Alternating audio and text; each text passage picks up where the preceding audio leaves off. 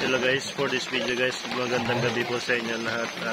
Ito po yung gagawin ko lang ito yung video na ito para sa alaala sa aking bayaw na hindi Kuya Jom na nasa heaven na ngayon guys. Ito po yung kanyang last night. Papakita ko po sa inyo yung mga tao. Meron po kasi silang programa kasi sila po ay Jehovah Witness guys. Kasi tapos nyo guys yung mga tao na ang gawing nakinig sa kanilang programa. Yan guys, yung mga tao ito po.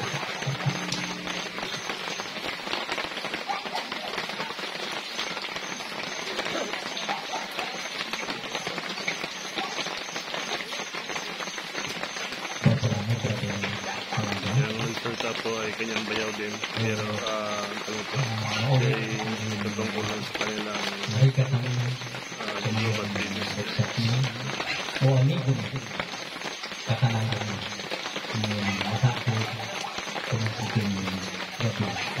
Pagkala kasi guys ay bulinaw, kasi bulinaw po kasi ang ito dito.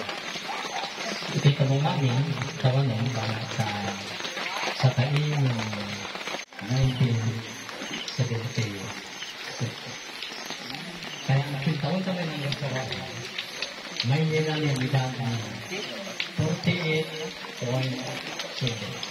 Sila dito na edad na 48.7. Yung kita mo, kain naman sa pot pa.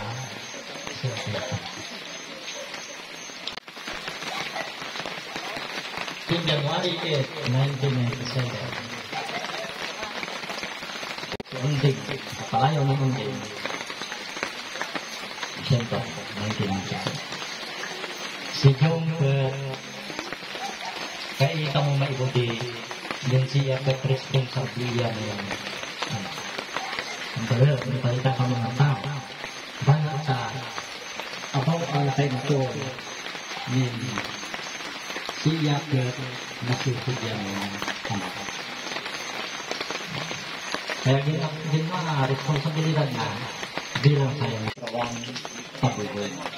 Pagbaga, tutuloy tamunin